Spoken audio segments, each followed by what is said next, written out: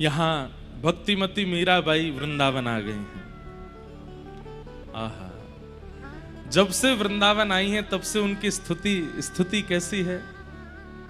उनके साथ में जो 2-4 सेविकाएं थीं, वे जानबूझ करके उनको मंदिर नहीं लेके जाती, क्योंकि जैसे ही मंदिर जाकर के ठाकुर जी को देखती हैं उनकी स्थिति ऐसी हो जाती है, वो अपने शरीर से विपरीत क्रियाएं करने लगती। सोने का तो कोई समय ही नहीं है, कभी नहीं सोती हैं, कभी भी रात को उठ करके चल पड़ती हैं। कई बार भक्तों की विरह स्थिति जब मैं पढ़ता हूं, श्रीमन चैतन्य महाप्रभु, उनकी विरह स्थिति अगर आपने सुन ली, पढ़ ली, आप 4 दिन तक स्वयं नहीं सो पाएंगे। ऐसी स्थिति में महाप्रभु जी रहते थे। वैसी स्थिति में भक्तिमती मीराबाई, तो मीराबाई ने क्या मन बनाया कि अब कुछ दिन मैं मंदिर नहीं जाऊंगी। ध्यान से सुनिएगा, क्योंकि मंदिर में जाती वो बेहोश होती हैं, या तो वो नाचने लगती हैं, या तो वो गाने लगती हैं, या तो वो ऐसी स्थिति में आ जाती हैं कि आसपास के सब लोग, कोई उनको पागल कहने लगता है, कोई उनको कुछ कहने लगता है, कुछ भाव कहने लगता है। अब बाईसा को तो उससे कोई फर्क नहीं पड़ता, पर साथ में जो सेविकाएं हैं उनको बहुत कष्ट होता है कि आप ऐसे नहीं किया करो। सब लोग ऐसे बात बनाते हैं। एक बार बाईसा श्रीनाथ जी के सामने पहुंची, आहा, देख करके छवि ठाकुर जी की, मन अपने वश में नहीं रहा और नृत्य करने लगी ठाकुर जी के आगे। कोई वाद्य की आवश्यकता नहीं, कोई स्थान की आवश्यकता, बस वो देखती हैं और उनका मन रूपी मयूर वो अपने वश में नहीं रह पाती, बस नाचने लगती हैं ठाकुर जी के आगे। नृत्य करते करते ऐसा नृत्य किया मीराबाई ने, सब दूर हो गए जितने दर्शनार्थी खड़े थे, और सब अपना मुंह ढक करके बातें बनाने लगे। अरे देखो, ये तो नाचने वाली है, ये तो गाने वाली है, कहीं भी आ जाती है वहीं पर नाचने लग जाती है। लेकिन भीतर खड़े गुसाई जी ने जब मीराबाई को देखा तो उनकी तन की स्थिति और मुख की जो आकृति थी उससे पता चल रहा था कि ये सामान्य नहीं है। और गुसाई जी ने मीराबाई के बाद जैसे ही श्रीनाथ जी को देखा, जो श्रीनाथ जी सदैव नीचे नेत्र खड़े रहते हैं, आज उनके नेत्र ऊपर थे, वो मीराबाई को देख रहे थे, मंद मंद मुस्कुरा रहे थे, 2 दतुइयां दिख रही हैं श्रीनाथ जी की। ये दृश्य देखते ही गुसाई जी का अपने मन पे आप बोले, ये इनका नृत्य जगत के मनोरंजन के लिए नहीं है, मीराबाई का नृत्य तो ठाकुर जी को प्रिय लगता है। तुरंत ठाकुर जी की माला और बीड़ा प्रसादी जाकर के मीराबाई को दे दी। कई लोगों ने प्रश्न उठाया कि आपने बाईसा को, एक नाचने वाली को ठाकुर जी की माला दे दी। गुसाई जी बोले, तुमको नाचने वाली लगी, पर उसका नृत्य देख करके ठाकुर जी प्रसन्न हो रहे थे, ठाकुर जी आनंदित हो रहे थे, ठाकुर जी के दांत दिख रहे थे, ठाकुर जी खुश हो रहे थे। बाईसा ने कुछ समय के लिए नियम बना लिया कि अब वो मंदिर नहीं जाएंगे, लेकिन कैसे रहें, क्या करें। तो बाईसा संतों के यहां जाती, जितने संत हैं वृंदावन में सबके दर्शन का उन्होंने नियम बना लिया कि जितने संत हैं सबके पास जाके थोड़ी देर सत्संग करेंगे और वहां बैठ करके उनसे वार्ता करेंगे। उस काल में हमारे गौड़िया वैष्णव परंपरा के एक महान आचार्य श्री जीव गोस्वामी पाद वृंदावन में विराजमान थे, और भक्तिमती मीराबाई उनके दर्शन को गई। आप जैसे ही दर्शन करने के लिए पहुंची तो द्वार पर खड़े हुए 2-4 लोगों ने आपको रोक दिया और कह दिया कि हमारे आचार्य चरण स्त्रियों से नहीं मिलते, हमारे आचार्य चरण स्त्रियों को नहीं देखते। बाईसा का आप पूरा चरित्र देखेंगे तो एक चीज आपको समझ में आवेगी, एक तो वो निडर है, डरती नहीं है किसी से, और दूसरी बात, कोई बात भक्ति सिद्धांत की अगर उनको उचित नहीं लगती है तो वो तुरंत बोल देती है। व्यवहारिक नहीं, आपने अच्छे कपड़े नहीं पहने तो आपको मुंह पर टोक देंगी, ऐसी मीराबाई नहीं है। आपने भोजन अच्छा नहीं बनाया तो मुंह पर टोक देंगी, ऐसी मीराबाई नहीं है। लेकिन भक्ति सिद्धांत में कोई अगर गलत बात कहता है तो बाईसा तुरंत उसको बोल देती। जैसे ही कहा कि हमारे गुरुदेव तो स्त्रियों से नहीं मिलते, बाईसा बोले, अच्छा आपके गुरुजी स्त्रियों से नहीं मिलते? बोले हाँ। मुझे तो ये पता था कि वृंदावन में केवल एक ही पुरुष है, राधा रमण, बाकी सब स्त्रियां हैं। आज पता चला कि आपके गुरुजी भी पुरुष हैं। नहीं तो वृंदावन में तो देवादिदेव महादेव भी गोपी बन करके बैठे हैं, यहां पे पुरुष है कौन दूसरा? आप अपने गुरुदेव से कह दीजिएगा कि वो जब अपने कुटिया से निकलते हैं ना, जितनों को देखते हैं सब स्त्री हैं, वृंदावन में कोई पुरुष नहीं है। वृंदावन में पुरुष तो केवल कृष्ण है। अंदर बैठे जीव गोस्वामी पाद ये बात सुन गए, और जैसे ही सुना तुरंत अपने सेवकों को तुरंत भीतर लेकर के आओ। बोले गुरुदेव आपका नियम है स्त्रियों को नहीं देखना। बोले आज ही तोड़ना है, और इस नियम को मीराबाई को देख करके ही तोड़ना। बाई सा को बुलाया और जीव गोस्वामी पाद आनंदित हो गए। बाई सा ने दंडवत प्रणाम किया। बोले इतने वर्ष हो गए हमको वृंदावन में रहते रहते, लेकिन हमारे चित्त को आज जैसी शुद्धता, पवित्रता और निर्मलता का अनुभव हुआ है ना, आपकी बात सुन के इतना कभी नहीं हुआ। बंधुओं एक बात सुनिएगा, वृंदावन नियम धारण करने का स्थान नहीं है। चंडीगढ़ में रहते हैं नियम से रहिए, दिल्ली मुंबई में रहते हैं नियम से रहिए। लोग उल्टा करते हैं, वृंदावन में जाके नियम से रहते हैं, अपने घर आती उद्यमी बन जाते हैं, सारे नियम तोड़ देते हैं। वृंदावन में तो नियम से नहीं रही है, वृंदावन में तो पड़े रहना ही दंडवती है। वहां जाकर के जितने घंटे आप सोते हैं ना, घंटे गिना करो, वृंदावन में कितने घंटे सोए, समझ लेना उतने घंटे की दंडवती परिक्रमा मानी गई है आपकी। वृंदावन में बोलना ही भजन है, वृंदावन में घूमना ही परिक्रमा है। वृंदावन में नियम धारण करने का स्थान नहीं है। अन्य अन्य स्थानों पर नियम से क्या होता है, हृदय की शुद्धि। वृंदावन जाकर के तो विचरण करना, दर्शन करना, आनंद करना, खूब उन्माद होकर के नृत्य करना, उसी से ही शुद्ध होता है चित्त। जीव गोस्वामी पाद बोले मैंने आज तक नियम धारण किया था, लेकिन आज तक मुझे ठाकुर जी का अनुभव नहीं हुआ। आपकी बात सुन के और जैसे ही मैंने आपको देखा है, पहली बार एक स्त्री का दर्शन मैं कर रहा हूं, और आपको देखते ही मुझे ऐसा लग रहा है कि श्री कृष्ण मेरे आसपास ही हैं, वो मेरा स्पर्श कर रहे हैं। आज मेरे संपूर्ण जीवन के भजन का फल मुझको मिल गया है, धन्य है आप। मीराबाई अपनी प्रशंसा सुन के प्रसन्न नहीं होती, वो कहती हैं आचार्यों के चरणों में आई हूं, कुछ पूछना चाहती हूं। जीव गोस्वामी पाद बोले आज्ञा कीजिए, क्या पूछना है आपको? बाई सा का तो एक ही प्रश्न रहता है, मुझे बहुत प्रिय है ये पद। मीराबाई के सारे पद ही अच्छे हैं, पर कुछ पद ऐसे हैं जो हृदय में बिल्कुल घर करके बैठे। कब हो मिले पिया मोरा गोविंद, कब हो मिले पिया मोरा गोविंद, कब हो मिले पिया मोरा। नेत्र बंद करके आप सब लोग भी एक प्रकार से मानो पूछिए कब मिलेंगे नाथ मुझको। हमारी उम्र निकली जा रही है, 28 साल के हो गए, 35 साल के हो गए, 40 के हो गए, 50-60 के हो गए। धन मिल गया, वैभव मिल गया, ऐश्वर्य मिल गया, पत्नी मिल गई, पति मिल गए, बच्चे मिल गए। नाथ अब कब मिलोगे आप? पता नहीं कितने दिन और बचे हैं हमारे जीवन के, कृपा कीजिए नाथ, अब बस आप मिलो।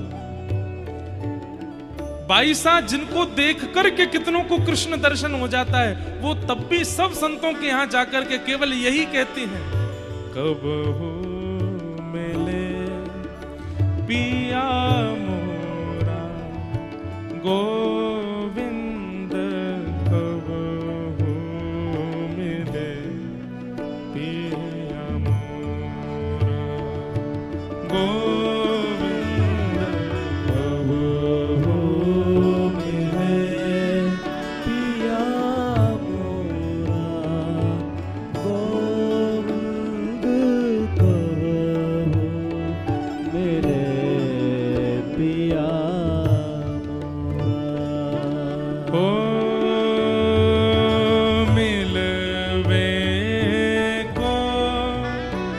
मोहे चाव घनेरो मिलवे को मोहे चाव घनेरो मिलवे को मोहे चाव घनेरो मिलवे को मोहे चाव घनेरो हाँ कब देखूं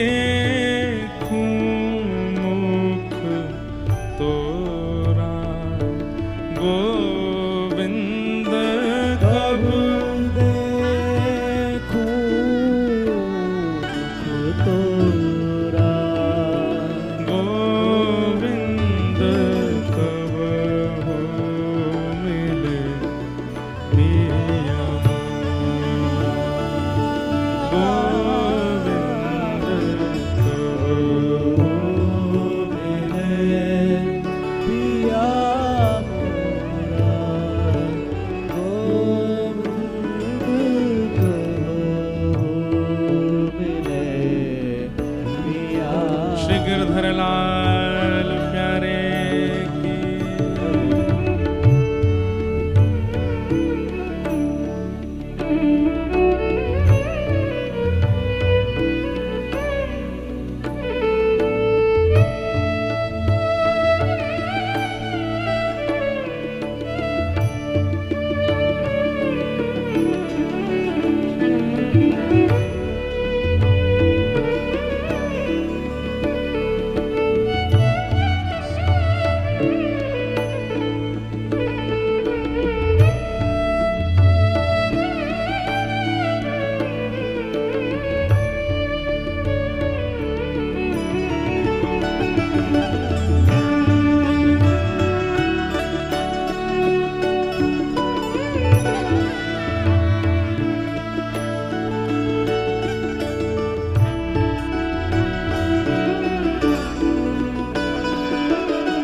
किसी ने मीराबाई से पूछा है अगर ठाकुर जी आपको मिल गए तो आप क्या करोगे।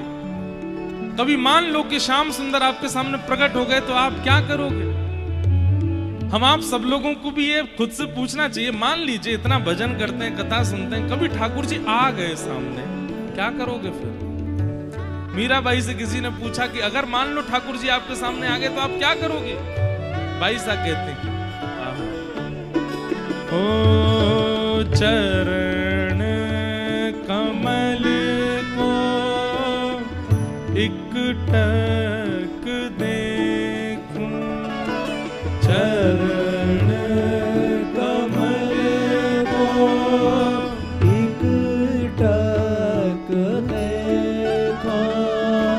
चरण कमल को एक टक देखूं। चरण कमल को एक टक देखो। अच्छा, इसके पीछे एक बात और है। आप ठाकुर जी का मुखमंडल देखोगे, आपके पीछे आप जैसे हजारों और खड़े हैं।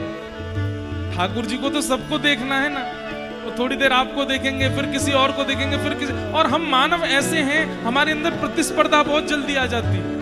हम जिसके लिए बहुत कुछ करते हैं, अगर वो किसी और को प्रायोरिटी देता है तो हमसे वो सहन नहीं होता और मन में फिर दूषितता आती है।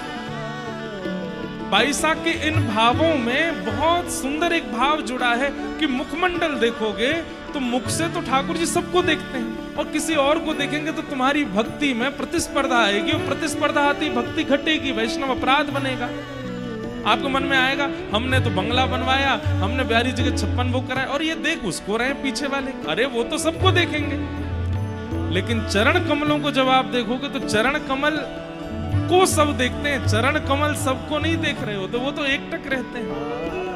उनको देखने में आपके चित्त में प्रतिस्पर्धा नहीं, बल्कि अगर किंचित कोई दोष होगा भी तो नष्ट हो जाएगा। इसलिए मैं तो जब श्याम सुंदर आएंगे तो चरण कमल देखूंगी। और केवल मीराबाई नहीं, लाखों वर्ष पहले प्रहलाद जी महाराज ने भी यही बात कही है कि नृसिंह भगवान मेरे सामने आए, सब डर के भाग गए, लेकिन मुझे डर नहीं लगा, क्योंकि मैंने उनका मुख नहीं देखा, मैंने चरण देखे।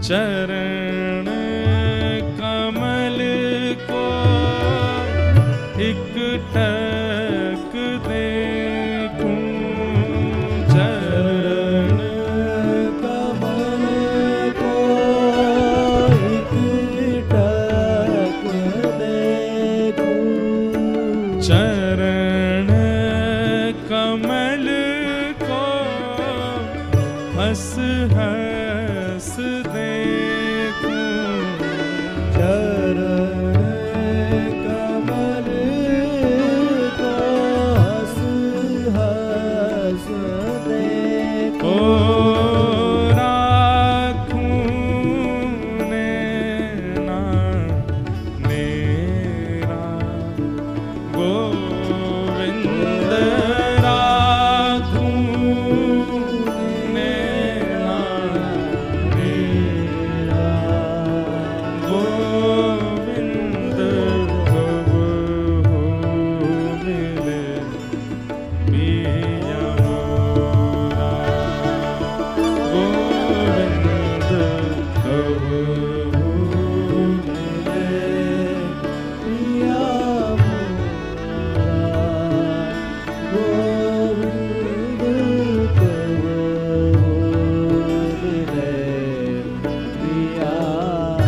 बंधु, हमारे लाल जी को कभी कभी जब एकांत में होते हैं, जहां ज्यादा लोग नहीं होते हैं, कभी विदेश यात्रा पर, तो लाल जी रात्रि में यही पद सुनते हैं, उनको बहुत प्रिय है ये पद। मीराबाई कह रही हैं ठाकुर जी से, हे नाथ अब तुम मिलो ना। हाँ व्याकुल प्राण धरे नहीं धीरज, व्याकुल प्राण धरे नहीं धीरज, व्याकुल प्राण धरे नहीं धीरज, व्याकुल प्राण धरे नहीं धीरज, व्याकुल प्राण धरे नहीं धीरज, व्याकुल प्राण धरे नहीं धीरज, ओ कब देखूं मुख तोरा, गोविंद कब देखूं मुख तोरा, गोविंद कब हो मिले पिया मोरा, गोविंद कब हो मिले पिया मोरा, गोविंद कब मिले पिया। भक्तवत्सल भगवान की।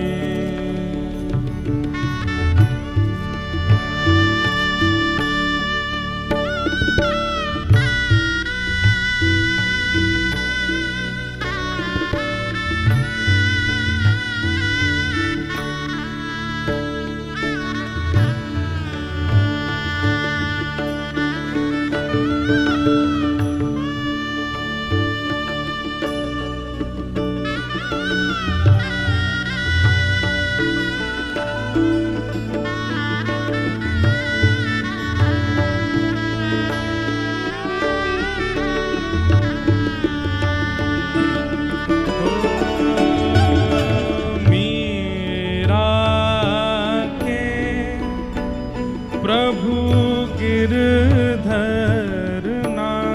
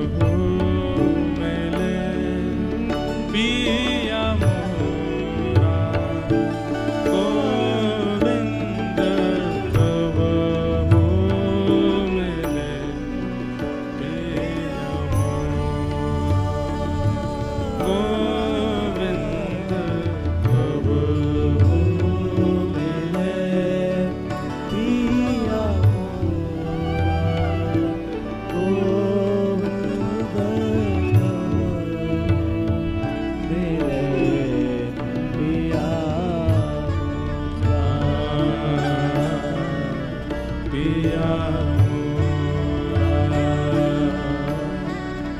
पिया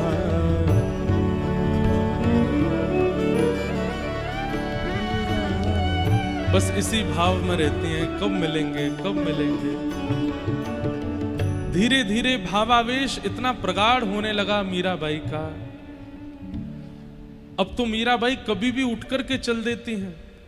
कभी यमुना तट पर मिलती हैं, कभी सेवा कुंज में मिलती हैं, कभी निधिवन राज में मिलती हैं। उनके साथ में रहने वाली सब सेविकाएं केवल ढूंढती रहती हैं। ढूंढते ढूंढते जब पहुंचती हैं तो कहती हुई पाती हैं, श्याम सुंदर अभी अभी नाव लेकर के सब गोपी और किशोरी जी के साथ यमुना विहार को गए, मैं आने में विलंब कर गई, मुझे यहीं छोड़ गए।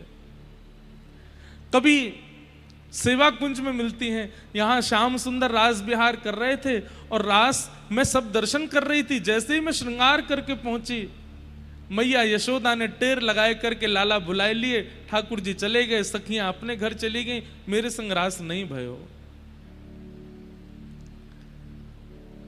कभी दौड़ करके गिरिराज जी चली जाती हैं वृंदावन से और वहां श्री गिरिराज जी की तलहटी में बैठी हुई मिलती हैं।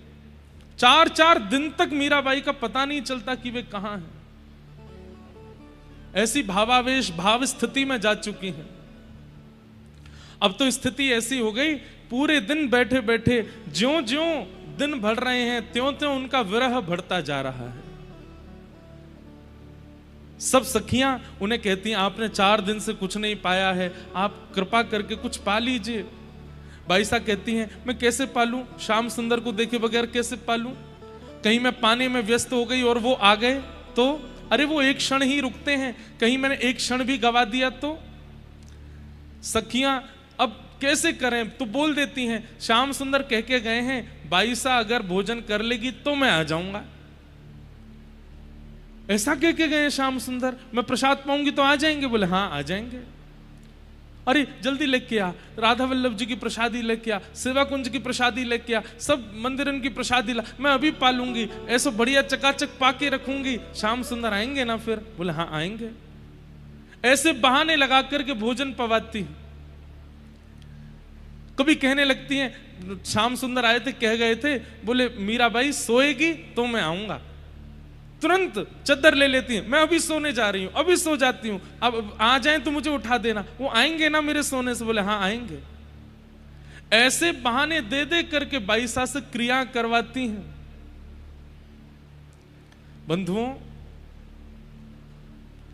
प्रेम मार्ग बहुत कठिन है।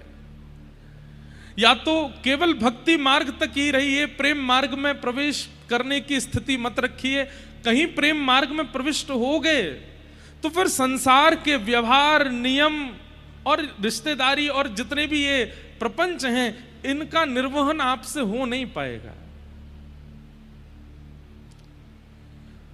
परंतु बाईसा भले ही इतने विरह भाव में रहती हैं, पर बड़े बड़े संत बाईसा का दर्शन करने के लिए आते हैं। वो संस्कृतज्ञ नहीं है, वो बहुत पढ़ी लिखी नहीं है, लेकिन बाईसा बैठ करके जब ठाकुर जी के भाव में कीर्तन करती हैं, बड़े बड़े ज्ञानी जन उनको देख करके भक्ति में तल्लीन हो जाते हैं।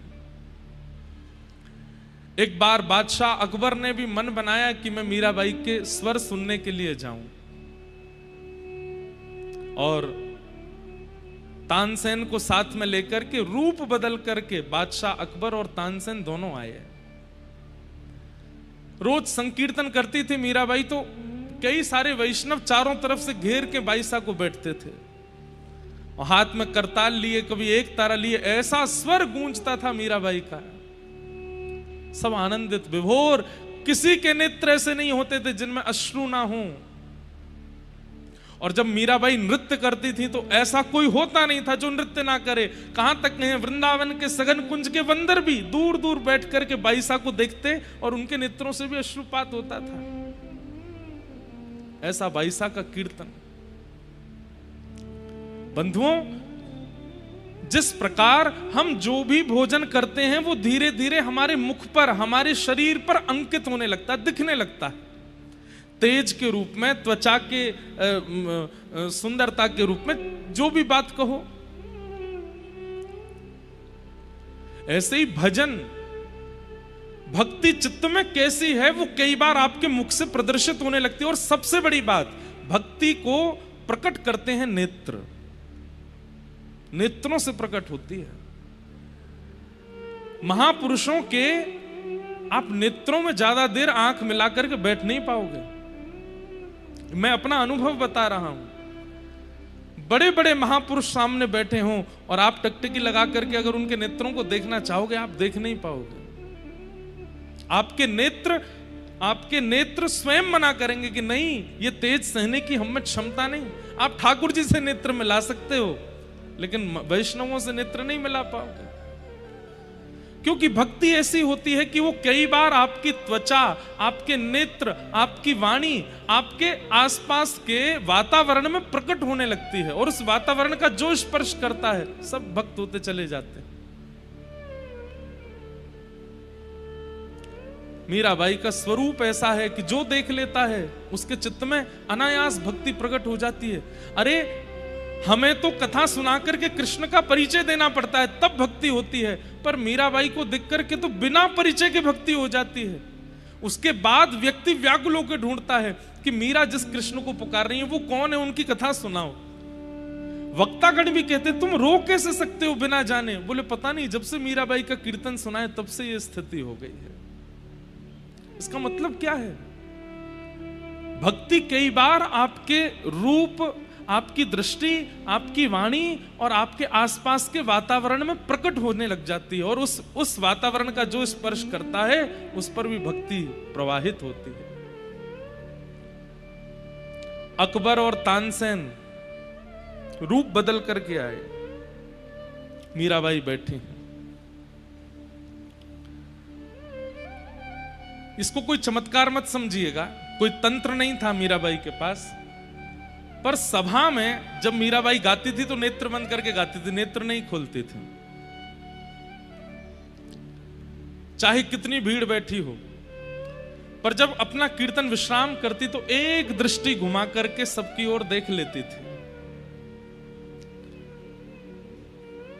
आज बाईसा कीर्तन नहीं कर रही हैं, बस बैठी हैं। और तानसेन और अकबर वो स्वर ही सुनने आए थे मीराबाई का। कई बार ऐसा होता है कि आचार्य अपने शिष्यों से कह देते हैं कि आप कुछ गाओ, तो आज मीराबाई ने भी अपने किसी एक सखी से कहा तुम कीर्तन करो, मैं सुनूंगी। और सुनने के बाद में सब आनंदित हो गए। तो बाईसा ने बस एक बार दृष्टि घुमा करके देखा, रूप बदल के बैठे अकबर और तानसेन। उस समय में चित्र नहीं होते, कौन जाने कि बादशाह अकबर है, पर एक बार दृष्टि घुमा करके देखा और तुरंत बाईसा पहचान गए। और जब उठ करके जाने लगे तो तानसेन और अकबर आपस में चर्चा कर रहे थे और बाईसा जैसी बगल से निकली तो बोल पड़े, हमने तो आपके स्वर के विषय में सुना था और आज वही सुनने के लिए आए, पर आज तो आपने गायन ही नहीं किया। बाईसा तुरंत अनायासी नेत्र मिला के किसी को देखती नहीं है, बोल पड़ी,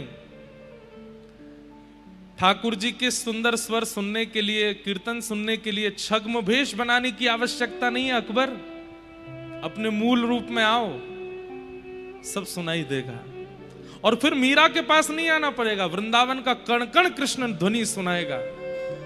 ये छद्म भेष बना करके कभी वैष्णवों के पास मत जाना। अकबर तो घबरा गया, तानसेन से बोला इनको कैसे पता कि मैं अकबर हूं?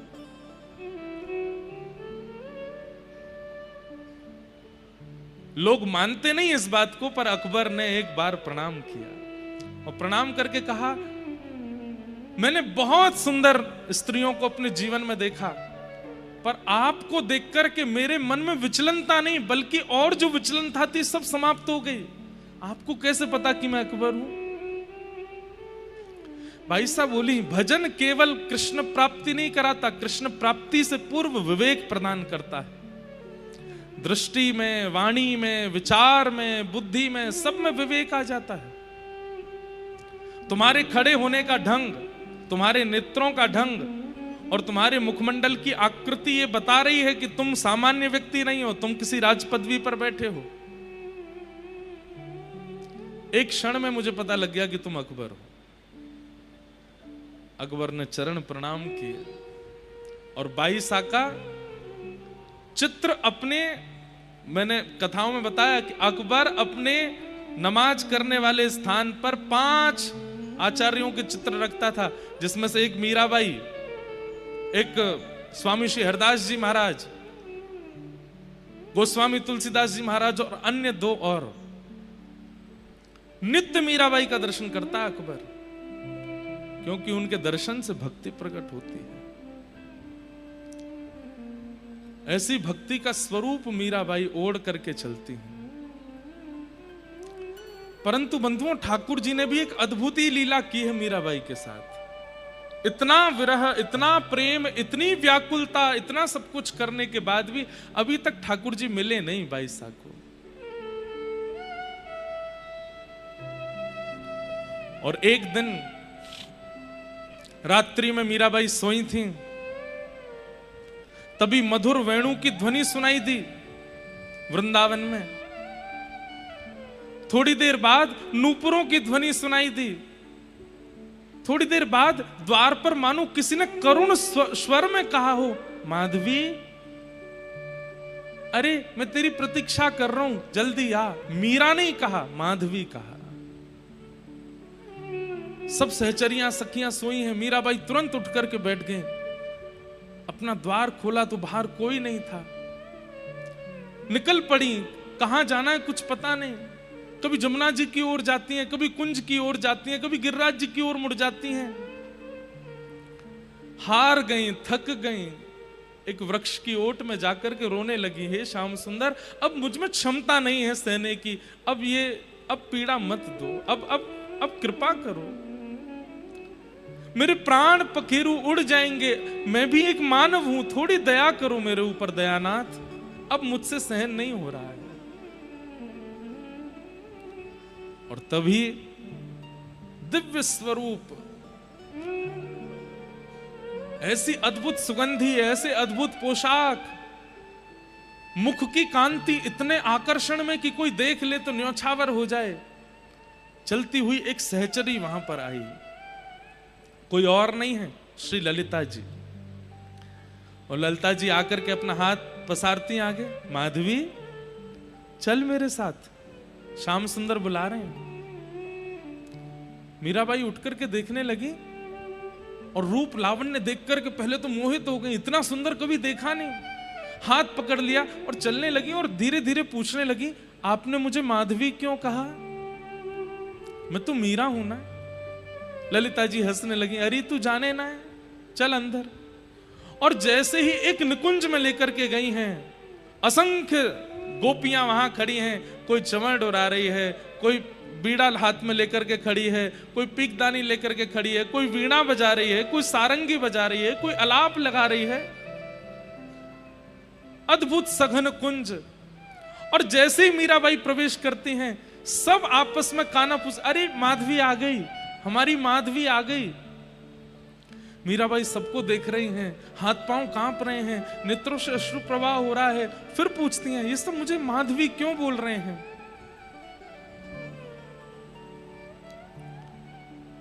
सघन कुंज में अंदर प्रवेश किया और अंदर जाकर के जैसे ही नेत्र उठा करके सन्मुख देखा, आहा, सुंदर रत्न का सिंहासन, और रत्न सिंहासन पर साक्षात श्री प्रियालाल जी सन्मुख विराजमान है। और सन्मुख विराजमान होकर के श्री ठाकुर जी अपनी तिरछी नेत्रों से श्री प्रिया जी को देख रहे हैं और कह रहे हैं, हे श्यामाजू, आज माधवी आई है। मीराबाई तो भावुक हो गए। किशोरी जी ने अपने हृदय से लगाया।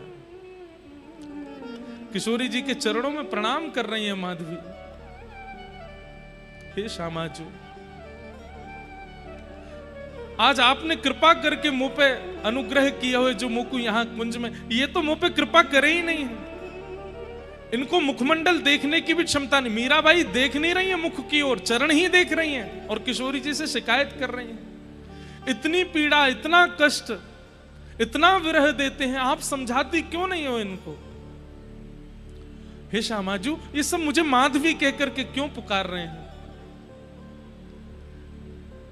किशोरी जी ने सिर पर हाथ फेरा और तुरंत मीराबाई के नेत्र बंद हुए और पूर्व जन्म की जो स्मृति एक बार बचपन में आई थी वो स्मृति पूर्ण रूप से पुनः आने लगी।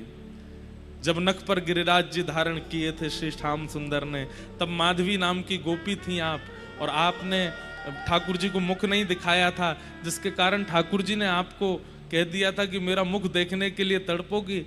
वही माधवी ही युगों बाद मीरा बन करके आई है।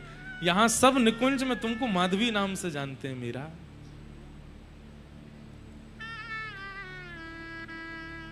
आज मीराबाई को भी साक्षात निकुंज का दर्शन किशोरी जी की कृपा से हुआ।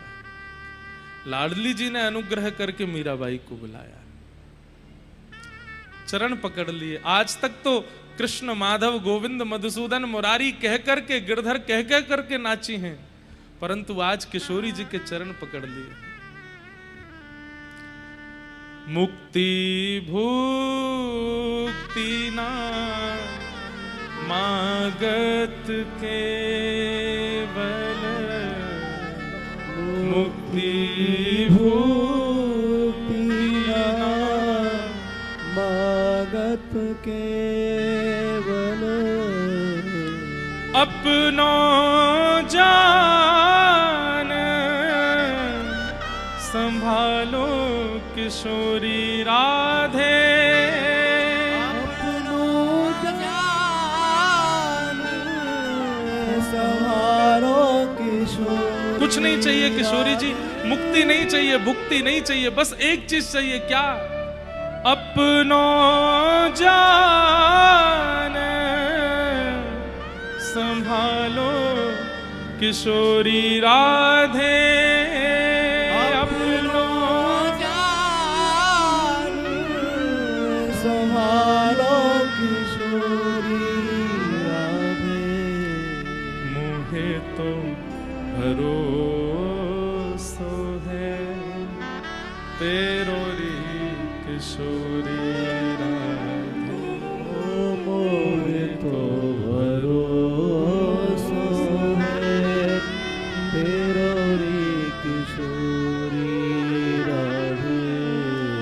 साधनहीन दीन में राधे, साधनहीन दीन में राधे। तुम करुणामयी प्रेम अगाधे, तुम करुणामयी प्रेम अगाधे। मुझे तो भरोसा है तेरो री किशोरी राधे। मुझे तो भरोसा है तेरो रे किशोरी कहते हैं राधे। मीराबाई का श्रृंगार किया है सब सखियों ने, और श्री ठाकुर जी ने फिर वहां रास किया, और रास में मीराबाई को साथ में मुख्य सखी के रूप में ठाकुर जी ने रास किया। और रास करने के पश्चात आप लोग अब सोच रहे होंगे कि अब तो मीराबाई का जीवन सफल हो गया, लेकिन नहीं, ठाकुर जी तो अभी और विरह देना चाहते हैं। रास विश्राम होते ही ठाकुर जी और किशोरी जी के चरणों में श्री माधवी बैठी है। ठाकुर जी कहते हैं मीराबाई आज बड़ी प्रसन्न है, दोनों के चरण स्पर्श कर रही हैं, बड़ी आनंद में है। बहुत दिन बाद आज मीराबाई बहुत प्रसन्न है, और प्रसन्न क्या, सर्वनिधि मिल गई उन्हें। लेकिन ठाकुर जी तुरंत कहते हैं माधवी अब तोकू वापस जानो पड़ेगो। ये सुनते ही मीराबाई पुनः भावुक हो गई, चरण पकड़ ली, अब मत भेजिए, मैंने बहुत सह लिया है नाथ, अब मुझ में सामर्थ्य नहीं है, आप क्यों इतनी पीड़ा मैंने ऐसा क्या अपराध कर दिया कि आप मुझे इतनी पीड़ा देते हैं? ऐसा कौन सा दोष लगा है मुझे, ये बताइए। आज जब मैं निकुंज में आ चुकी हूं, सब प्राप्त हो गया, फिर मुझे वापस क्यों भेजने की जिद आप कर रहे हैं? ठाकुर जी ने माधवी के सिर पर हाथ रख के कहा, अपने बारे में विचार मत करो, माधवी तुम मीरा हो और तुम्हारे कारण ना जाने कितनों को प्रेम लक्षणा भक्ति का अनुभव हो रहा है। अभी वृंदावन में कई रसिक, कई भक्त और कई महापुरुषों को तुम्हारे दर्शन की आवश्यकता है और तुम्हारे भजन और तुम्हारे भक्ति के प्रचार से कितनों को भक्ति प्राप्त होने वाली है। अपना विचार मत करो, ये स्वार्थ भाव चित्त में मत लाओ, तुम पर कल्याण होगा। मैंने तुम्हें अभी दर्शन कराकर के केवल विश्वास प्रकट कराया है कि मैं तुमसे मिलूंगा, तुम व्यथित मत हो, विचलित मत हो। लेकिन अभी तुम्हारा कुछ दिन का जन्म शेष और है, अभी तुम्हें जाना पड़ेगा, अभी कुछ और लीलाएं करनी हैं, अपने दर्शन और अनुग्रह से तुम्हें औरों को अभी कृतार्थ करना है, उसके बाद तुम्हें हमारी प्राप्ति होगी। मीराबाई बहुत व्याकुल हो गई। ललिता जी आई, बाईसा खूब रो रही हैं, नहीं जाना है, परंतु लेकर के निकुंज से गई हैं। और जैसे ही निकुंज से बाहर पहुंची हैं, निकुंज पूरा अंतर्ध्यान हो गया। निकुंज तो अंतर्ध्यान हुआ ही, ठाकुर जी के साथ हुआ रास और सब लीला वह भी मस्तिष्क से अंतर्ध्यान हो गई। ये अंत में जाकर के बाई साहब को याद आया कि मध्य में एक बार लीला हुई थी। बस इतना स्मरण में रहा कि श्याम सुंदर बैठे थे, मैंने उन्हें देखा था, वो कुछ कह रहे थे, पर क्या कह रहे हैं सब मति से अंतर्ध्यान हो गया। और फिर से वही व्याकुल, वही विरह, उसी प्रकार श्याम सुंदर को ढूंढती विलकती मीराबाई, सामने से सखियां आ जाती हैं, ढूंढ लेती हैं। 4 दिन बाद मीराबाई मिली हैं और ले जाकर के पुनः उनको सेज पर सुला देती। हमसे ठाकुर जी क्या उम्मीद रखते हैं हमें नहीं पता, हमसे क्या करवाना चाह रहे हैं। अतिशय विरह कई बार ठाकुर जी शायद इसलिए देते हैं कि उस विरह से आंतरिक शुद्धि तो होती ही है, कईयों के सन्मुख जाकर के हम ना जाने कितनों को अपने उपस्थिति से शुद्ध कर रहे होते हैं। ठाकुर जी कई बार भजनानंदियों को पृथ्वी पर अपनी प्राप्ति के लिए भी भेजते हैं, अपने साथ साथ उनके भजन से कितनों को भगवत प्राप्ति होगी, ये भावना भी ठाकुर जी रखते हैं।